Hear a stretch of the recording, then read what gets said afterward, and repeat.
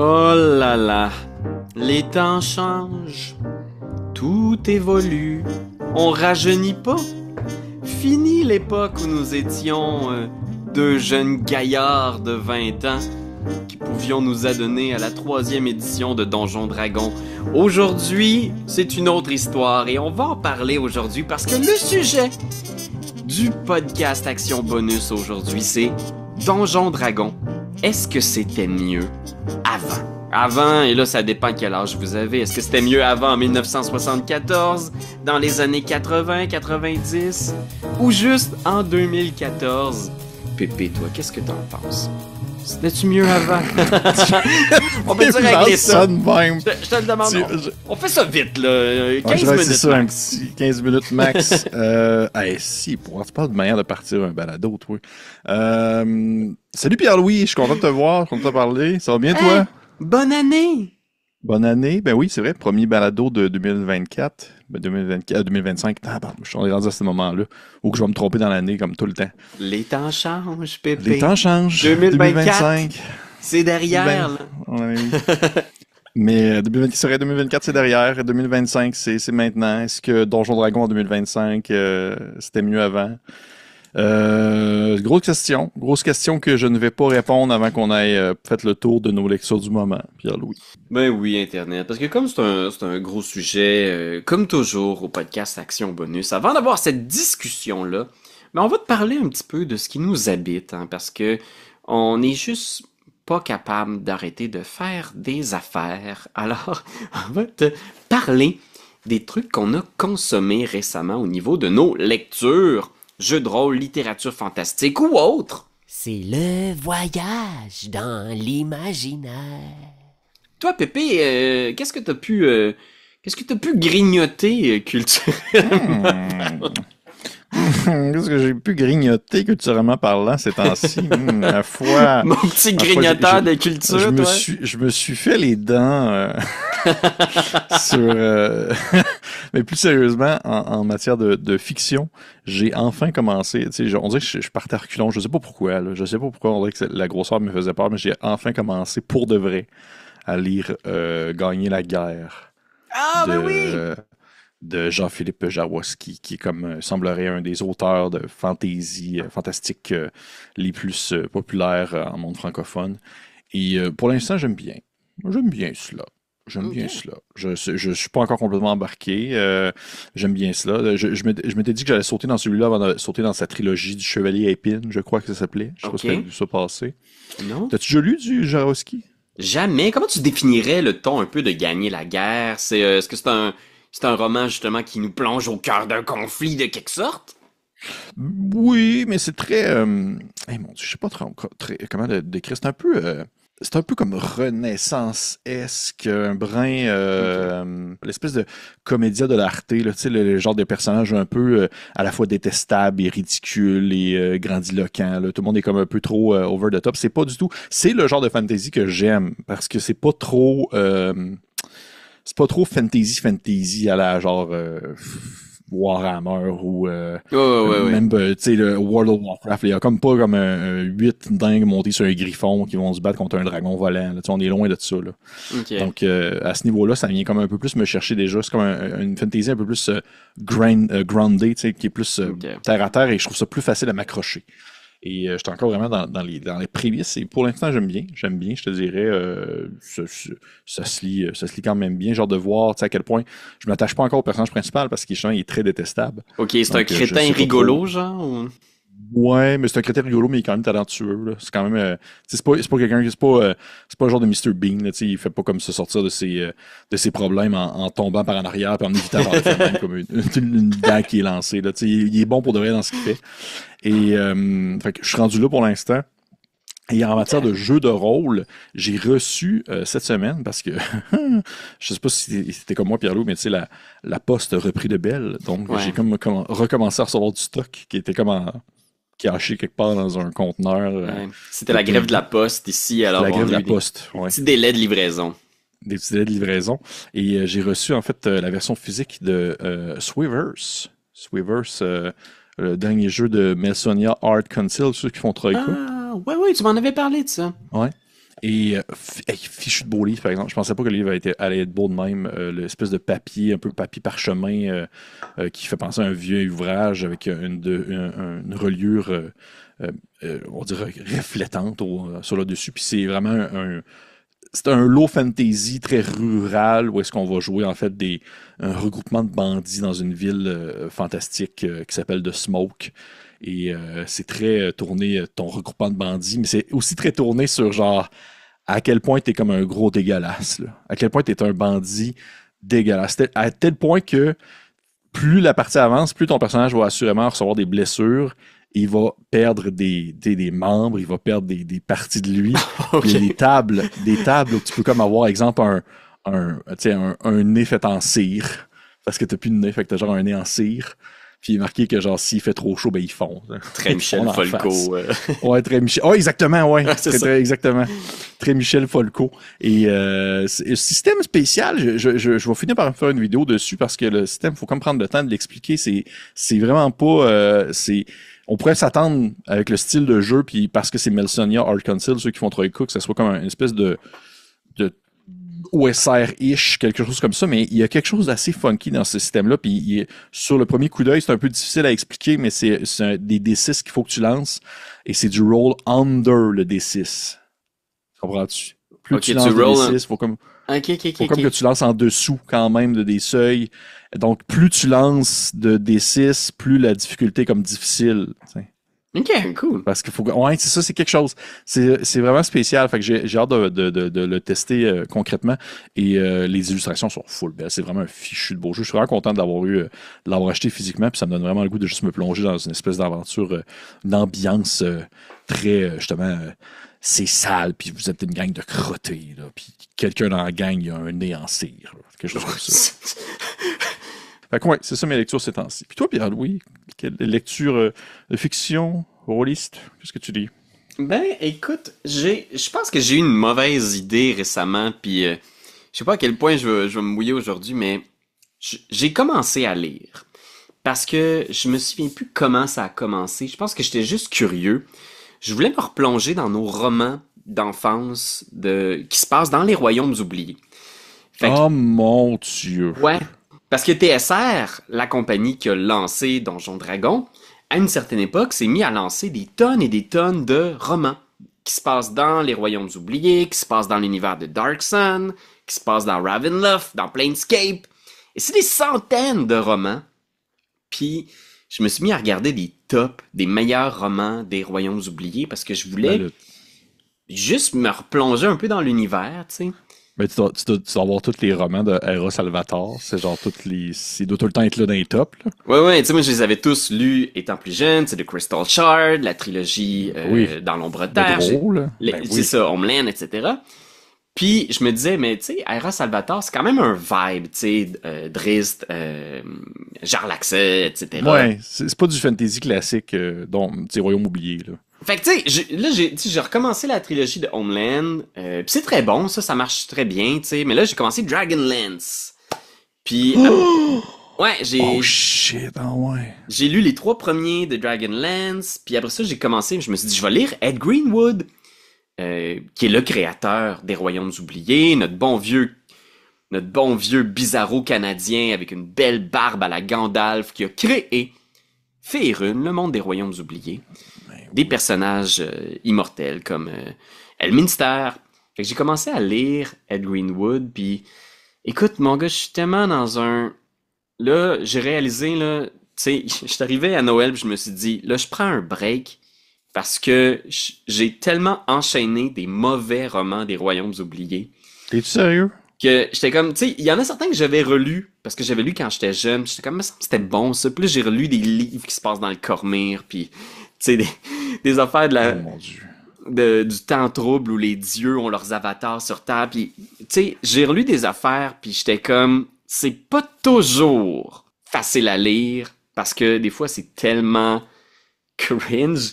Puis des fois, avec le temps, mes goûts ont évolué en matière de fantastique. Ben oui, c'est sûr. Je dirais moi-même, je te dirais que j'ai lu, je pense que l'année passée, j'avais relu justement la trilogie de base de Drizzt, là, en Outre-Terre, en Ombre-Terre, et même si je trouve que Eros Salvatore, dans son genre, il est quand même très bon, là.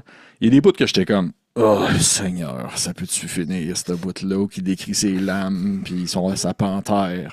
Il y a des bouts où je suis juste comme, oh, c'est pas le fun à lire. Mais il y a quand même, tu sais, il y a le petit côté cringe, tu finis par l'assumer un brin, là. Mais t'as-tu lu, genre, exemple, Elminster, ami de Draenor, ou J'ai Mage commencé. Feu? Qu'est-ce que Mais tu sais, j'ai commencé avec Spellfire. C'est le premier en français, livre. c'est quoi? C'est mais le premier. c'est pas Mage Feu? Ouais, Mage Feu, ça doit être ça, probablement, parce que c'est le premier livre de la trilogie de Chandril, où est-ce que tu suis cette jeune femme qui travaille dans une auberge, qui se sent destinée à rien, puis que Ah, yes, oui, c'est ça. Mage Feu. Ah, mon Dieu. Puis en dedans de une page de roman, t'es comme genre ah c'est quand même cool, tu sais. Chandril, elle va avoir comme peut-être une progression, elle travaille dans une auberge, elle voit des aventuriers, peut-être que graduellement il y a quelque chose qui va l'amener à. Puis en fait c'est ce qui l'amène, c'est dans une page, le voleur du groupe se fait tuer. Elle s'en va Oui. voir le groupe et elle fait j'ai volé tout votre stock, est-ce que je peux venir avec vous remplacer le voleur? Puis le groupe fait OK. Puis ils partent à l'aventure. Ce roman-là, écoute, je sais qu'il y a des gens qui aiment beaucoup Spellfire, je sais qu'il y a des gens qui aiment beaucoup Greenwood, mais il fait pas de fucking sens au niveau de l'histoire. Si tu vois où il se passe des trucs des fois, puis t'es comme, je suis comme, attends là, je pense que j'étais pas concentré parce que je comprends plus ce qui se passe. Puis finalement, c'est juste le roman, il tourne là à 180 degrés. Oui, on prend des portails, on s'en va là, je trouve des pouvoirs, je tue le monde. Là, il y a un boss terrifiant. Je vais l'exterminer dans 2 secondes. Je dois vous dire que je pense pas que ça soit le meilleur endroit où commencer votre lecture des Royaumes oubliés. Je pense Non. que Ed Greenwood a écrit des meilleurs romans, je pense, que Mage Feu. Moi, j'ai bien aimé le départ de la série, parce que c'est pas une trilogie, il y a plusieurs romans sur Elminster. Oui. Je pense que je pourrais vous conseiller de meilleurs points d'entrée. Je vais faire sans doute une vidéo là-dessus parce que j'ai lu trop de romans des Royaumes oubliés. Il faut que ça serve à quelque chose, Seigneur. Puis mon cerveau était comme grillé un moment donné, là. J'étais comme... Mais c'est tellement une entrée aussi sur... C'était quoi jouer à Donjon Dragon aussi pour beaucoup de gens à l'époque, tu sais. Je pense que c'est intéressant parce que ça va peut-être aussi nous lancer dans la discussion de... Est-ce que Donjon Dragon a changé? 10 sur 10 pour la transition. C'est le numéro 1. Passer de ta lecture du moment à est-ce que Donjon Dragon, c'était mieux avant. C'est un gros sujet, puis je pense qu'il faut commencer, là. Il faut commencer par se dire que on ne résoudra pas, on n'aura pas de réponse, je pense, à ce questionnement-là à la fin de cette vidéo-là. On n'aura pas comme de questions, on n'aura pas de réponse finale. Il n'y a pas de moment où est-ce qu'on va faire et voilà, on a réglé le problème. On a réglé le questionnement. C'est maintenant la paix dans le monde, tout le monde est d'accord, tout le monde est sur le même pied, la même longueur d'onde. C'est vraiment, ça reste que c'est notre opinion personnelle de la chose. Ouais, puis écoute, je veux le dire aussi aux gens, là, s'il y a des gens qui veulent participer à la discussion avec nous, là, moi, je fais ça pour discuter avec vous. Faites-le dans le respect, puis soyez prêts à ce qu'on réponde. On est des vrais fucking humains, là, tu sais, je veux dire. Anyway. Qu'est-ce que tu disais, Pépé? Anyway. Je disais, OK, est-ce que Donjon Dragon, c'était mieux avant? Je ne pense pas nécessairement. Est-ce que Donjon Dragon me rejoignait plus en tant que public cible et en tant que client potentiel avant? Oui. Ça, je pense que oui.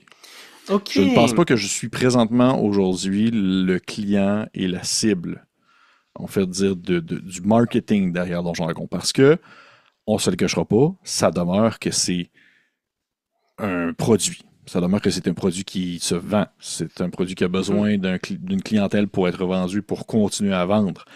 Et même si les gens disent que Hasbro et tatati, tatata, puis que c'est une gang de sangsues qui lâchent genre le Pinkerton sur des gens qui ont copié des cartes Magic, des trucs de même, là, ça demeure que je pense que à tout point, Donjon Dragon, c'était aussi quelque chose à l'argent quand c'était la 3e édition, parce qu'on voit le nombre de livres qui sont sortis. À un point donné, je peux pas croire qu'il n'y a pas un petit côté mercantile à ça. Ah oui. Et ça en vient la même chose un peu aux éditions précédentes. Veux pas, à un certain point, ça faisait vivre les personnes qui s'occupaient de la boîte. Fait que, il y a un côté là-dessus où je me dis, est-ce que Donjon Dragon était mieux avant? Je ne pense pas, dans le sens que je pense qu'ils sont au goût du jour. jusqu'à la preuve du contraire. Si, admettons, dans la prochaine année, ça crache, puis que Donjon Dragon, tu sais, que Hasbro sont comme « Oh mon Dieu, on fait faillite parce qu'il n'y a plus rien qui se passe, puis Donjon Dragon est plus capable de nous sustenter en tant que compagnie. » Ben là, je vais peut-être me poser la question d'une manière un peu plus posée. Est-ce que Donjon Dragon était mieux avant? Ben, peut-être dans le contexte où est-ce qu'ils rejoignaient mal ou ils rejoignaient mieux plutôt leur public auparavant. Mais si le public est encore au rendez-vous aujourd'hui, à un certain point, je considère qu'ils sont dans la mire de ce qu'ils recherchent. Mais est-ce que ça veut nécessairement dire que c'est exactement... Est-ce que ça veut nécessairement dire que c'est quelque chose qui est conçu pour moi? Pas nécessairement. Ouais. Est-ce que c'est dommage? Pas nécessairement non plus. Parce que les alternatives qui sont exactement comme Donjon Dragon sont présents et qui viennent plus me rechercher en termes de, on va dire, de public cible, puis aussi en termes de contenu, de produits, et même aussi de marketing en soi. Parce que je pense qu'il y a aussi un côté de ça, puis là, après ça, je vais te laisser parler, je m'excuse, là, on dirait que je t'en monopoliser le temps d'antenne. Il y a un petit côté de ça où est-ce que je veux pas, dans l'évolution des pratiques, bon, on le voit aussi, ils mettent un peu plus l'emphase sur l'utilisation des VTT, des Virtual Tabletop, tout ça. Puis je pense que ça va dans leur idéologie de promouvoir ça, chose qui vient moins me chercher. Mais est-ce que c'est pour autant, je considère de façon objective que c'était mieux avant? Ben, pas nécessairement. Ouais. Ben, tu sais, la discussion qu'on a aujourd'hui, ça me rappelle un petit peu quand des gens posent la question sur Internet, c'est quoi le meilleur Zelda? Puis souvent, on dirait que la réponse d'un individu est souvent attachée au Zelda qui l'a initié à la franchise. Si tu as commencé à jouer avec les tout premiers, peut-être que c'est Zelda A Link to the Past, qui va être ton premier contact avec la magie de la découverte de ce jeu-là. Si tu as commencé à jouer comme moi à l'époque du 64, tu vas peut-être répondre Ocarina of Time. Ou si tu es un peu fucké, tu vas peut-être dire Majora's Mask. Puis si t'es un joueur un peu plus moderne qui vient de découvrir Nintendo, assurément ça va être quelque chose comme Breath of the Wild.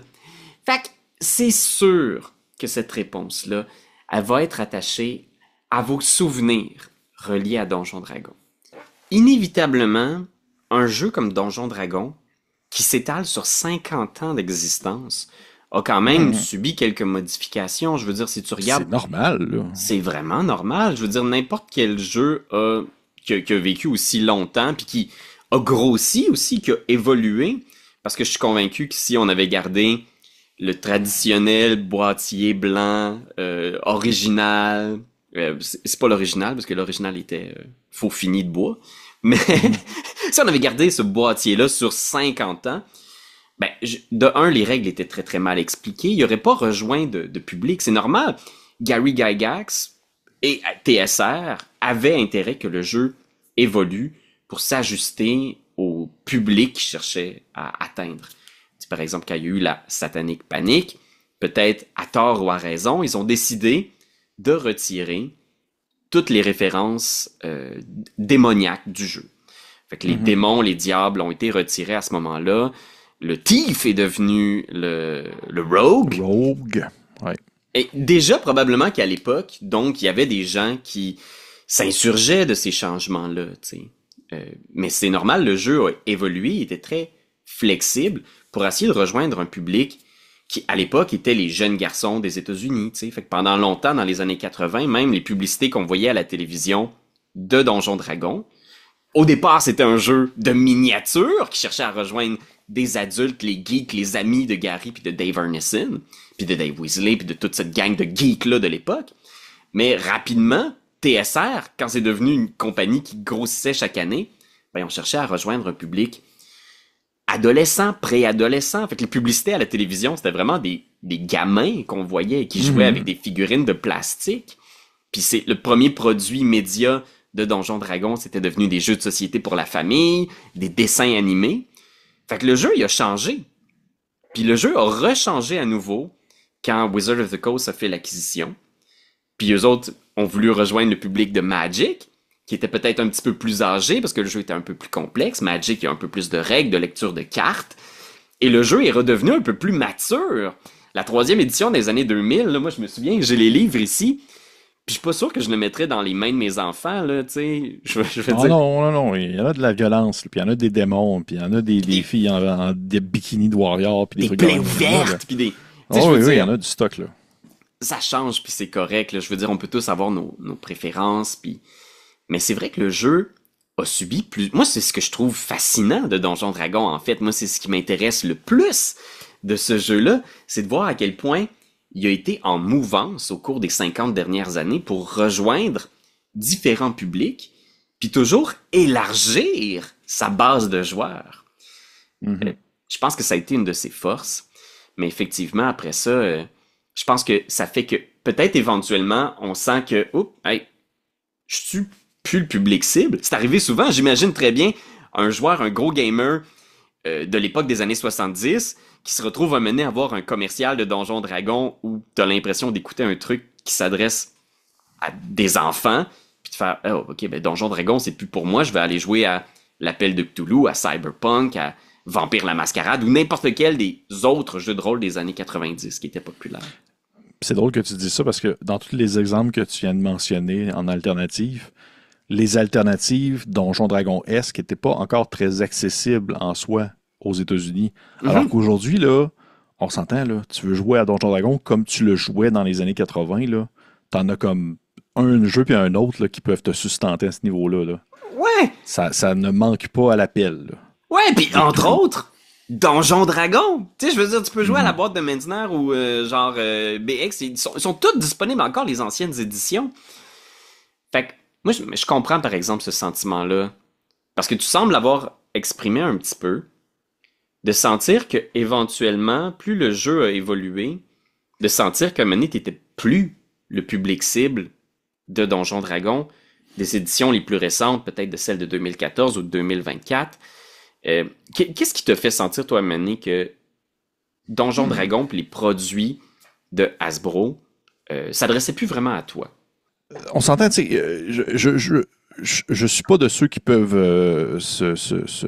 on va dire se frotter un peu, se péter un peu les bretelles, pour dire la bonne expression, en assumant que j'ai connu Donjon Dragon dans les années 80. J'existais pas dans les années 80. Genre, j'étais pas là. Moi, Donjon Dragon, j'ai joué à la 2e édition, puis après ça, j'ai Advance 2e édition, puis après ça, j'ai sauté à la 3e, puis j'ai beaucoup joué à la 3e pendant longtemps.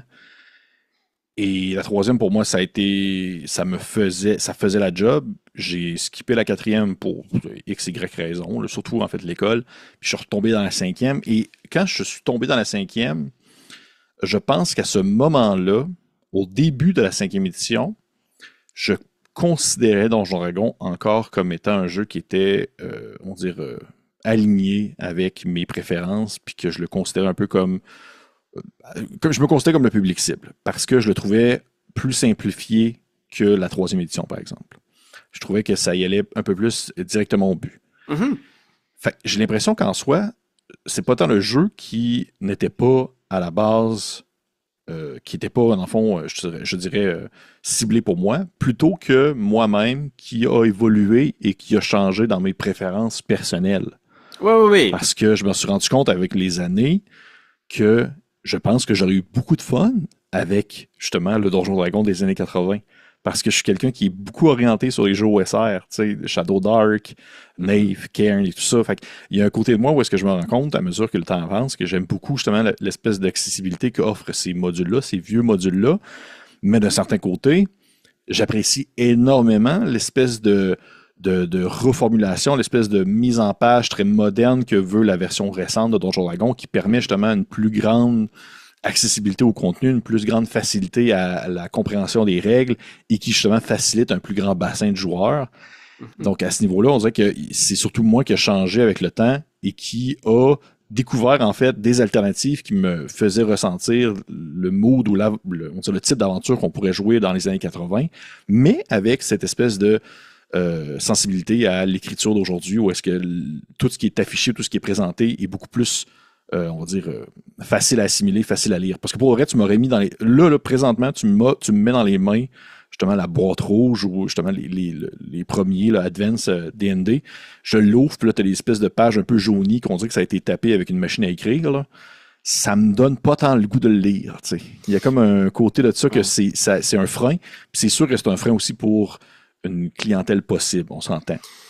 Ouais. Puis fait que c'est pour ça. Je te dirais à ce moment-là, c'est plus moi qui je crois qui a changé plutôt que la 5e édition qui a qui n'étaient pas statués pour moi. Par contre, pour répondre aussi à ta question, je crois que l'orientation vers laquelle s'enligne Hasbro, D&D, Wizards of the Coast, avec le temps, ça s'oriente moins sur mes préférences, vu que je ne suis pas du tout quelqu'un qui est orienté VTT. Je suis pas du tout quelqu'un qui a le plaisir de me faire j'ai mon petit personnage sur une petite plaquette puis que je peux déplacer puis qu'il y a un petit effet visuel quand je lance un dé, tout ça. C'est vraiment à des années-lumière de ce que j'aime faire comme type de partie. Donc, je pense que je pense que D&D s'éloigne tranquillement aussi des quelques préférences que j'aurais pu avoir en tant que clientèle ciblée. Je crois. Ouais, et toi, Pierre-Louis? Ben, écoute, moi, je pense que je comprends ton sentiment. Parce que, moi, à mon sens, tu sais, Donjon Dragon, ça a toujours été la même activité. C'est juste qu'il y a plein de petits détails qui ont changé. Pour moi, ça, c'est des détails. Tu sais, les quelques petites notions de règles. Quelqu'un qui me taperait d'en face si je disais ça en y passant le volume de la 3e édition, là. Mais c'est vrai que c'est des détails, parce qu'au final, c'est un maître de jeu, c'est des monstres, c'est des D20, c'est des points de vie. Après ça, le nombre d'attaques que tu peux faire dans ton tour, le nombre de sorts que tu connais, le nombre de dés que tu roules quand tu fais ce sort-là, à quelque part, c'est des petits détails, tu sais. Mais c'est vrai que je sens que plusieurs joueurs perçoivent les changements d'édition comme... Ça vient tout avec un ensemble de règles qui sont... C'est pas des options. Si tu passes de la 4e à la 5e édition... Pour plusieurs joueurs, ils vont lire le livre, ils vont essayer de l'appliquer le plus à la lettre possible. Fait que pour eux, c'est pas des détails. Moi, j'ai toujours été lousse. Parce qu'à mon sens, c'était vraiment important. Parce qu'il y avait des règles qui faisaient pas de sens pour moi. De un, parce que souvent, je les comprenais mal, en étant plus jeune, et aussi en étant moi-même. Parce que des fois, les règles sont vraiment difficiles à comprendre. Puis moi, j'avais vraiment un profond désir d'avoir du fun en jouant à cette activité-là. Fait que rapidement, j'ai fait le choix de... Est-ce que je prends le temps de comprendre cette règle-là ou je commence à jouer puis je fais « on s'en fout de cette règle-là ». Puis souvent, la décision, c'était de jouer en me foutant des règles que je comprenais pas. Puis le pire, c'est que j'avais énormément de plaisir sans comprendre les taxes de dons, par exemple, dans 3e édition. Sans comprendre les règles de déplacement. Sans comprendre... vraiment les mécaniques de CMB, CMD, par exemple, là, que j'ai fini par comprendre en m'acharnant sur Pathfinder. Mais tu comprends, pour moi, c'était des détails. Je sais que pour certains joueurs, c'était ultra important, puis c'est des raisons de préférer une édition plutôt qu'une autre. Fait que moi, tous les changements de règles, ils m'ont toujours un peu glissé sur le dos, parce qu'au final, je me donnais beaucoup, beaucoup de pouvoir comme maître de jeu. Puis quand un joueur me demandait ça, comment ça marche, souvent, je me réservais le droit de faire « Ah, ça, on s'en fout ». Ça n'a jamais été mieux avant, parce que Donjon Dragon, pour moi, ça a toujours été juste Donjon Dragon d'une édition à l'autre. T'sais, je me réservais le droit d'ignorer les règles qui me dérangeaient. Puis tu vois, moi, il y a des règles que maintenant, ils viennent d'intégrer, que ça faisait longtemps que je donnais la liberté à mes joueurs de changer leur bonus de modificateurs, de caractéristiques, selon leur race. Parce qu'il y avait des trucs dans la 3e édition qui faisaient pas de sens. Si tu faisais un nain, t'étais obligé d'être loyal. Si t'étais un elfe, t'étais obligé d'être chaotique. Je me souviens plus c'est quelle édition, là, vous me corrigerez dans les commentaires. Là. Fait que là, j'étais comme... ils vont te corriger, inquiète pas. Ils vont te corriger. Tu sais, fait que le jeu t'imposait des trucs, puis là, tu faisais comme, mais là, je pourrais pas faire un elfe paladin, puis c'est comme, non, c'est impossible. Puis je suis comme, mais il me semble que ce serait cool. Mais c'est pas possible! Qu'est-ce que tu comprends pas? Et là, j'étais comme, je vais le faire pareil. Moi, tu sais, je suis un joueur créatif. Je suis là pour l'histoire. Fait que quand j'avais le goût de faire un demi-orc magicien, le jeu me permettait pas de le faire. Ou il me permettait de le faire, mais de façon tellement sous-optimale que c'est comme si le jeu me criait « Tu peux pas faire ça, c'est niaiseux! Ouais. Fais n'importe quelle autre espèce! Choisis la race de ton choix, mais pas demi-orc! » Puis là, j'étais comme « Je veux faire ça! » Fait que très vite, même en 3e édition, je faisais « Hey, Gab, le jeu te dit que si t'es un demi-orc, t'as plus 2 de force, mais si, mettons, tu veux faire plus 2 d'intelligence, je m'en fous, tu peux le faire. » Puis juste une toute petite précision en passant, là, parce que je le vois souvent sur Internet, les gens disent que ce focus sur les personnages, sur l'histoire, en amont des règles, donc de prioriser raconter une bonne histoire, avant de jouer à un jeu avec des règles très strictes, que ça, c'est une approche super moderne.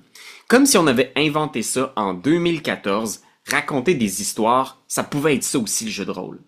Mais je pense que c'est faux. Ces deux mouvances-là ont toujours coexisté dans le hobby. Il y a toujours eu des gens qui étaient intéressés plus par l'aspect jeu du jeu de rôle, puis il y a des gens qui ont toujours été plus intéressés par le rôle, le théâtre, le drame, les histoires. Tu sais, la preuve en est, tous les premiers modules publiés par TSR, oui, on avait des trucs gonzo comme White Plume Mountains, où est-ce qu'on avait des donjons un peu sans queue ni tête avec des pièges et des monstres qui n'ont pas vraiment de raison de cohabiter ensemble, mais on a aussi des modules comme Ravenloft, de Tracy Hickman puis Margaret Weiss, qui ont lancé ce style de jeu très moderne, de mettre de l'avant un personnage comme Strahd, complexe, avec un récit. L'aventure est traversée par une intrigue réellement, et en plus, on va aborder des thématiques sociales. Fait que oui, moi je suis convaincu que cet aspect-là du jeu de rôle, qui peut aborder des thématiques sociales délicates, on vient pas du tout juste d'inventer ça, là.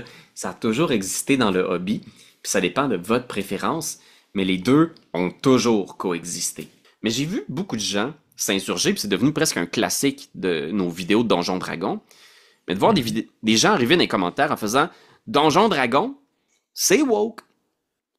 Puis là, je m'embourberai pas dans la définition de woke, mais je pense que leur critique, c'est beaucoup, Donjons Dragons semble, dans un but de s'afficher idéologiquement comme ouvert, a décidé de sacrifier les règles qui, pour moi, m'étaient chères. Pour moi, c'était important que si tu joues un orc, c'est parce que tu veux être fort. Si tu joues un elfe, parce que tu es rapide ou intelligent ou whatever.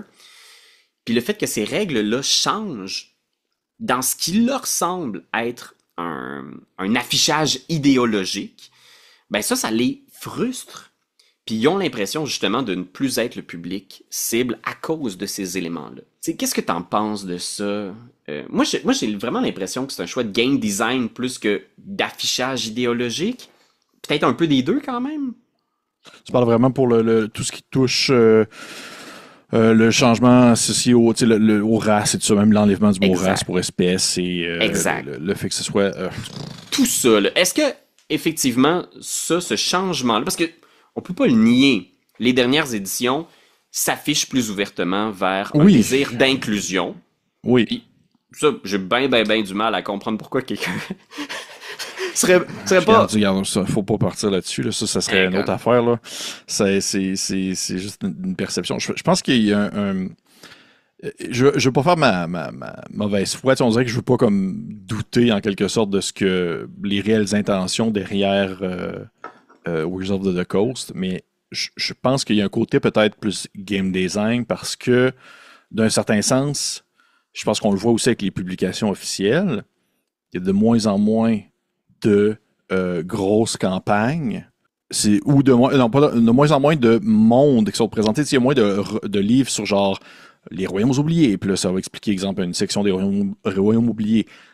Donjons Dragons, surtout la 5e édition, je trouve, du moins quand c'est sorti en 2014, et que ce que je peux percevoir sur les différents groupes sur lesquels je me trouve, les gens vont souvent jouer dans leur monde à eux. Ils vont souvent jouer dans leur monde genre « Hey gang, je vais faire une game de Donjons Dragons, mais ça va être Last Airbender. » Ou genre « Je vais faire une game de Donjons Dragons, sauf que ça va être dans le monde de Runeterra, ou même Magic the Gathering, des choses comme ça. » Donc, à ce niveau-là, j'ai l'impression que d'un côté game design, ils sont plus orientés à vouloir justement couper les liens mécaniques qu'on peut faire entre le fait qu'un paladin doit être loyal bon absolument. Parce que dans ce monde-là, ça se peut que t'aies un elfe noir. C'est ça, exactement.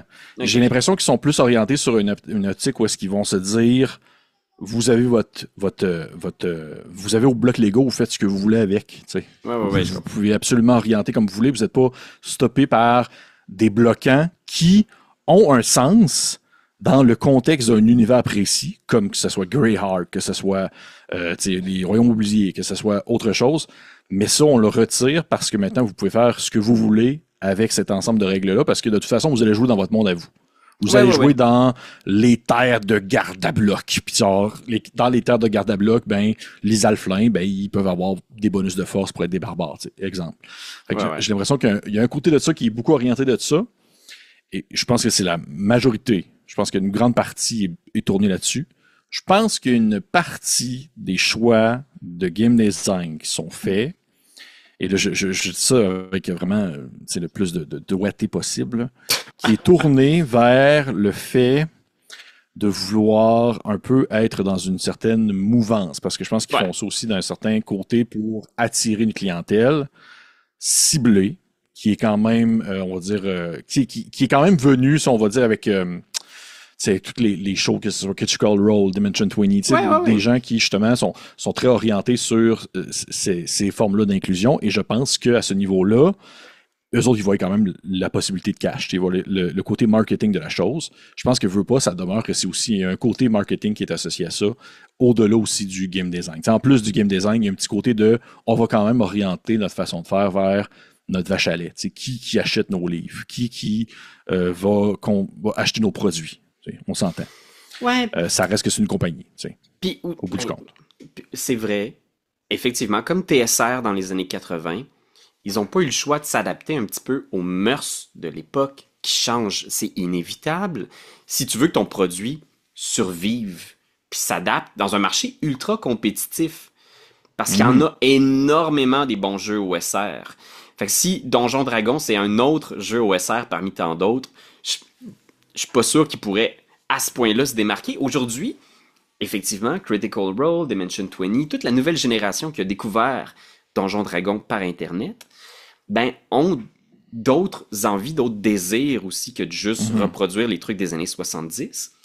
Puis, en même temps, il y a aussi beaucoup de nouveaux publics qui sont joints à l'aventure. Je veux dire, le nombre de jeunes femmes qui se sont joints à l'activité, qui, à une certaine époque, on voyait moins de femmes autour des tables. Je pense que c'est parce que le jeu était un peu rebutant. Puis on va se le dire, c'est une question subjective ici, là, on s'entend. Mais c'est vrai que si tout ce que tu vois, c'est des produits où est-ce que les personnages féminins sont décrits comme des bimbos, je veux dire, ça te donne pas le goût de jouer, Seigneur. Puis si les seuls représentants des minorités sont des personnages qui sont décrits comme des sbires du mal, tu sais, je parle des Vistani ici, entre autres, mais il y en a plein d'autres des suppléments où est-ce que les personnages étaient peut-être un petit peu décrits comme des caricatures. C'est sûr que ça te donne moins envie de participer à cette activité-là. T'as pas l'impression que c'est un produit qui s'adresse à toi. Fait qu'aujourd'hui, d'avoir tous ces nouveaux publics-là qui se joignent à l'aventure, forcément, tu vas avoir aussi des équipes de travail, des designers, des illustrateurs, illustratrices, qui vont avoir cette sensibilité-là et qui vont peut-être te dire, quand tu vas produire ton produit, « Hey, pour vrai, race, c'est un mot qui a un peu mal vieilli. » qui est utilisé par des milieux qui sont un petit peu intolérants, est-ce qu'on peut penser à utiliser d'autres mots? Il y a plein d'autres compagnies, on s'entend qu'on est dans un marché compétitif, qui le font. Fait que oui, il y a des bonnes intentions, il y a des nouveaux employés aussi qui vont avoir des nouvelles visions de ce qui est approprié pour l'époque. Fait que je pense, moi, que c'est une bonne chose d'avoir du nouveau sang dans le jeu pour l'empêcher qu'il caille. Je veux dire, pour pas refaire la boîte la boîte originale de 1974 encore et encore, tu sais. Fait que c'est nécessaire. Après ça, ça empêche pas les écueils, tu sais. Moi, je pense qu'il y a certains choix dans le nouveau livre de règles, parce qu'on peut peut-être en parler, tu sais, de ce nouveau livre de règles-là. J'ai l'impression que le livre verse un peu dans les bons sentiments, parfois. Comme si c'était vraiment simple de faire de Donjon Dragon une activité de casual gaming, où on va juste construire notre petit bastion comme si on était dans les Sims. Mais concrètement, l'appareil avec lequel on joue, 99% des règles, c'est encore du combat tactique directement inspiré du wargame des années 70, de la violence, de la destruction de monstres, des objets magiques qui sont à peu près tous des objets violents. Donjon Dragon, ça reste le même bon vieux système de D20, puis de dommages, puis de créatures à tuer pour avancer puis progresser dans le jeu, tu sais. Fait que c'est vrai que je comprends que certaines personnes se posent la question, est-ce que c'est un gros jeu complexe de wargame où on va tuer des monstres, ou est-ce que c'est un jeu casual gaming où on va se faire des amis? J'ai l'impression que les deux messages cohabitent dans le livre, puis que c'est difficile peut-être pour quelqu'un de vraiment comprendre, là, c'est quoi la nature du jeu, tu sais. C'est ce que j'aurais à dire. C'est super subjectif, mais c'est vrai que je le ressens un petit peu dans ces nouveaux volumes-là de 2024. Mais par contre, ça répond pas à ma question, Pierre-Louis. Je suis curieux de savoir, est-ce que tu te considères encore comme le public cible actuel de Donjons Dragons? Je pense que non. Parce que, en ce moment, comme public cible, moi, ce que je recherche maintenant, puis inévitablement, je pense que c'est un cycle que tout le monde doit vivre, là.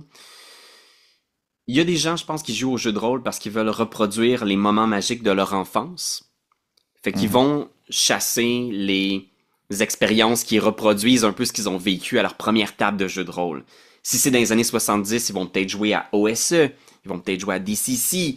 Si c'était justement la 3e édition, peut-être qu'ils vont jouer à Pathfinder. Tu comprends? Moi, je pense qu'il y a des gens que c'est ça qu'ils essayent de reproduire. Et à ce moment-là, il y a d'autres produits pour eux, pour répondre à leurs besoins.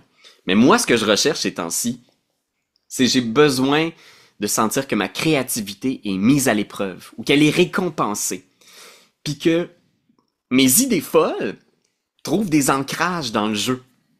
Ou que le jeu me donne un coffre à outils pour être créatif. Puis que le jeu récompense mes idées. Puis Donjon Dragon, je réalise, mécaniquement, donne peu d'outils pour ça. Quand je joue avec un maître de jeu qui est créatif, qui est ouvert, qui est prêt à faire du homebrew, là, je sens que j'ai du fun avec Donjon Dragon. Mais tous les derniers volumes de Donjon Dragon semblent donner de plus en plus de suppléments où on va restreindre les possibilités parce que mes idées folles, ils les ont pris des fois puis ils les ont placées dans un petit stat block, dans une classe ou un archétype ou un petit paragraphe dans Tasha. Puis là, je suis comme, hey, je peux-tu faire ça? Puis mon maître de jeu, des fois, qui veut bien faire, qui veut suivre les règles, fait, ah, ce serait trop cool, mais ce serait un peu trop fort. Puis là, tu viens de te déplacer. Fait que là, ta bonus action, tu pourrais peut-être faire ça, mais là, tu sais, c'est ça qui me déçoit de Donjon Dragon. Puis ce qui fait que je suis de plus en plus attiré par d'autres jeux dont on parle sans arrêt. Là. Je sais pas si vous découvrez la chaîne, mais on essaye tellement de jeux pour trouver ces moments magiques-là. Puis de plus en plus, je réalise que Donjon Dragon, ben, ça te prend vraiment un maître de jeu ouvert pour... Parce que des fois, t'as une idée folle, puis c'est comme « Ah, mon Dieu, je pourrais-tu assis le poignet au lasso, puis tout ça, puis c'est comme « Ah, je saurais pas vraiment comment faire ça. Tu préférais-tu attaquer à la place? » C'est plus ça que je... Ouais. Mais t'avais pas un peu ce même feeling-là quand tu jouais, par exemple, à la 3e édition, ou justement parce que la 3e édition, il y avait tellement de possibilités d'options de personnages que ça te bloquait pas à ce niveau-là? Ben, tu vois, c'est ça un peu que je sens. C'est que comme joueur, des fois, autant... Tu sais, comme... Des fois, ça t'arrive-tu de faire comme... D'avoir le goût de manger dans un restaurant 5 étoiles, puis le lendemain, t'as juste le goût de manger une poutine, ou le ragoût de pâte de ta mère qui te rappelle les souvenirs de ton enfance. Des fois, je me sentais un peu comme ça. J'ai comme ces deux envies-là qui cohabitent. Ou des fois, j'ai envie de cuisine fusion qui réinvente la patente. Puis des fois, j'ai juste envie du truc qui me rappelle quand j'avais 16 ans. Puis Pathfinder, c'était un peu ça pour moi. C'était retrouver le premier hit de Donjon Dragon. Le hit de « Oh mon Dieu, si je prends ce don-là avec ce truc-là, c'est complètement brisé, c'est trop... » Fait qu'avec Pathfinder, c'est un peu ce désir-là de retourner dans essayer de comprendre les mécaniques de la 3e édition. Puis quand je veux faire quelque chose de vraiment funky, ben là, je vais jouer à Heart ou à n'importe quelle niaiserie, Forbidden Lands, où j'ai le goût de vivre une histoire, de raconter, de voir évoluer mon personnage. Fait que dans le fond, d'un certain côté, tu dirais qu'il y a réussi un peu la diversité d'aujourd'hui qui te permet d'aller vivre ce que tu as besoin ailleurs, au final. Parce qu'à une certaine époque, tu avais surtout Donjon Dragon, tu avais accessible, je parle, là, dans tes mains, alors qu'aujourd'hui, tu as plein d'autres choses qui viennent peut venir un peu te sustenter dans certaines de tes envies du moment présent. Là. Ben, sais-tu quoi? C'est vraiment ça, Pépé, parce que si la question c'était est-ce que D&D c'était mieux avant? Je pense que la question, ça devrait surtout être est-ce que le jeu de rôle c'était mieux avant? Puis je pense que la réponse à ça, c'est non, le jeu de rôle en ce moment est meilleur que jamais aujourd'hui, le jeu de rôle en général. Parce qu'on a tellement d'options. Il y a tellement une richesse d'idées. Fait que ça, pour moi, ça, dans mon cœur, c'est clair. Le jeu de rôle, c'est mieux aujourd'hui. Toi, Je trouve que c'est une très belle façon de conclure cet échange, Pierre-Louis. Je suis mais- absolument d'accord avec toi. Je trouve que c'est vraiment... je considère que le jeu de rôle est meilleur aujourd'hui parce que justement, il est beaucoup plus accessible, mais aussi autant d'un point de vue de diversité, mais aussi un point de vue on va dire, d'accessibilité en soi. Parce qu'à une certaine époque, on s'entend, les PDF, c'était pas du tout quelque chose qui était pendable ou accessible, peu importe le style de jeu, alors qu'aujourd'hui, la majorité des compagnies vont offrir cette option-là. Et Dieu sait qu'au Québec, comme ailleurs, parfois ça peut coûter vraiment excessivement cher se procurer un jeu de rôle.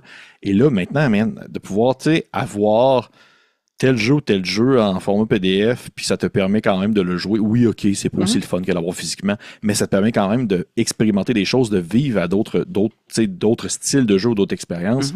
Pour moi, ça me montre un peu cette espèce de diversité-là. Puis je veux dire, si c'était pas de ça, tu sais, mettons, il y aurait pas l'accessibilité en ligne n'était pas aussi facile en matière d'accessibilité aux jeux de rôle, c'est sûr que j'aurais pas aujourd'hui cette curiosité-là envers mille et un autres systèmes de jeux. Il y aurait plein de jeux que j'aurais jamais pris le temps de découvrir parce que ben, ça coûte cher, hein, les physiques. Là. Tu sais, ça coûte cher de voir le livre. Fait que c'est sûr et certain que j'aurais pas la même ce même envie, ce même besoin que j'ai présentement. Ouais, puis tu vois, moi j'ai l'impression que, tu sais, on parle beaucoup de l'âge d'or de Donjons Dragons, mais je pense que c'est l'âge d'or du jeu de rôle. Tu sais, puis je pense qu'on est plusieurs à avoir eu un autre élan de jeu de rôle avec l'arrivée de la 5e édition de Donjons Dragons, qui était, tu sais, à mon avis, très bonne, qui faisait bien la job de retourner un peu aux sources en proposant des nouvelles affaires. 2024, l'édition qui est sortie cette année, ben, je trouve qu'en ce moment, elle devient un peu fatiguée parce qu'elle ressemble un petit peu trop à la 5e édition 2014.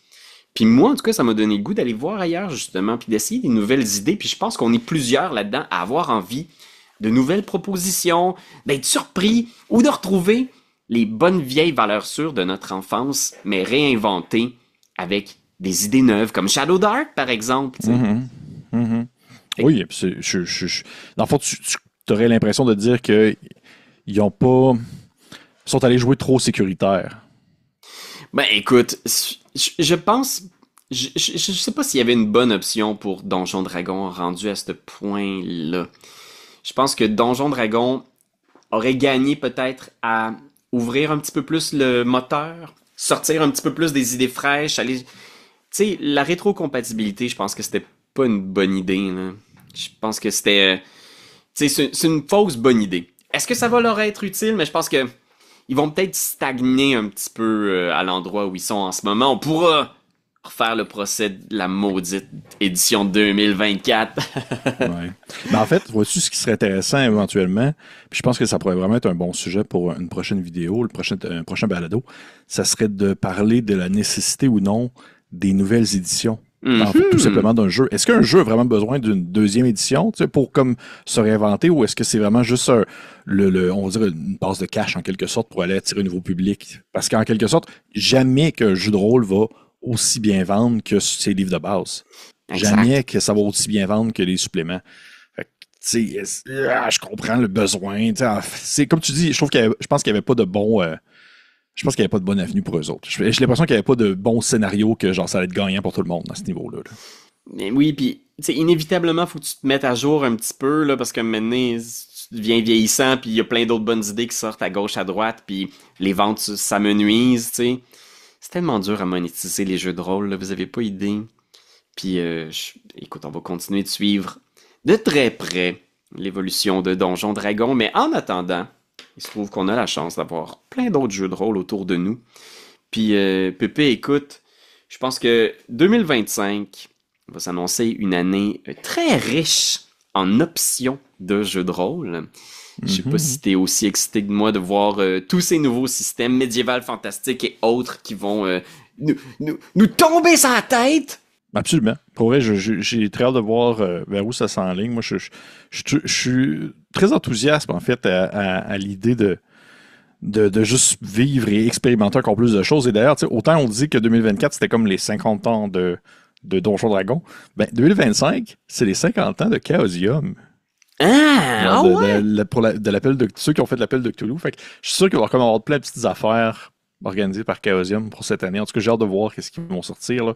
Mais sans demeure que, tu sais, on a l'impression, j'ai l'impression souvent qu'on chiale beaucoup justement sur les grosses compagnies comme ça, puis qui font surtout des affaires comme plates, puis c'est poche D&D, puis j'ai l'impression qu'on chante beaucoup, mais il y a un petit côté de moi qui est tout le temps bien heureux d'apercevoir des espèces de vieux de la vieille, des espèces de vieilles boîtes qui vont justement, qui viennent fêter leur 50e anniversaire, par exemple, comme Chaosium là en 2025, et voir un peu comment est-ce qu'elle a évolué avec le temps, parce que c'est encore, je trouve que l'appel de Cthulhu fait partie de ces jeux qui, en quelque sorte, ont très bien vieilli, d'un certain sens. Oui, puis tu sais, il y a toujours des petits accros à gauche, à droite, mais on Ouais, s'entend que... oui, mais c'est normal. L'appel de Cthulhu, tu parlais d'un jeu inclusif où tu peux jouer genre n'importe quelle fucking affaire que tu veux, tu sais. Fuck, n'importe quoi. N'importe quoi, tu peux. En tout cas, ça serait un autre sujet, là, mais ouais, n'importe quoi. Écoutez, tous et toutes, qui que vous êtes, vous serez toujours les bienvenus à la table de ces deux idiots ici qui parlent de jeux de rôle en ligne. Alors, si vous voulez poursuivre la conversation ou nous poser des questions, n'hésitez pas à le faire en commentaire. Vous pouvez aussi nous envoyer un petit courriel à l'adresse etugameofficiel@gmail.com.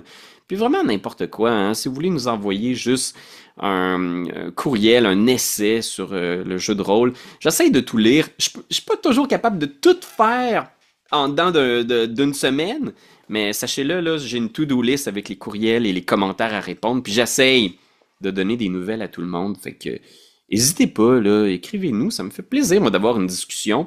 Puis si vous le faites dans bienveillance, je vais toujours être prêt à écouter votre point de vue. C'est bien dit. Ben oui, il faut qu'on jase, là. Il faut qu'on jase avec des gens qui ont des idées différentes de nous. C'est tellement important, Saint-Seigneur Marie. En fait, oui. En fait, tu ça aussi, c'est vraiment important de sortir de sa chambre d'écho, parce que c'est comme ça qu'on découvre des nouvelles choses qui, à la base, on pensait pas peut-être que ça nous intéressait, mais finalement, ça nous intéresse. Puis je trouve que ça fait, sans faire de mauvais jeu de mots, ça fait écho à ce que j'ai dit tantôt concernant les vieux jeux de rôle de D&D des années 80. Je veux dire, si j'avais pas brisé en quelque sorte mon espèce de ressenti un peu limité sur qu'est-ce que pouvaient offrir ces vieux jeux-là, je me serais pas tourné vers justement les jeux OSR. Mais j'avais cette curiosité-là, alors que je baignais beaucoup justement dans la 3e édition, l'appel de Cthulhu, des trucs comme ça. Mais il a fallu que j'aille eu le désir d'aller voir qu'est-ce qui se faisait de l'autre côté de la barrière pour pouvoir découvrir des choses qui finalement me plaisaient énormément. Ouais, puis on a toujours à gagner à aller voir un petit peu au-delà de nos habitudes. Puis des fois, on découvre que finalement, on aime vraiment pas ça, Donjons Dragons, puis c'est correct. Oui, c'est correct aussi. Vous avez le droit de pas aimer D&D. Vous avez le droit de pas aimer le jeu de rôle que vous voulez. Hein. Ouais, comme tu vois, moi j'haïs Horreur Liminale. Je savais que t'allais dire ça. Je trouve ça poche. Finis le balado avant que je me fâche. Hey, c'est-tu niaiseux, un roll under d'horreur? Qu'est-ce que c'est cave, c'est auto-hit, ça touche automatiquement les dégâts. Qu'est-ce que c'est niaiseux.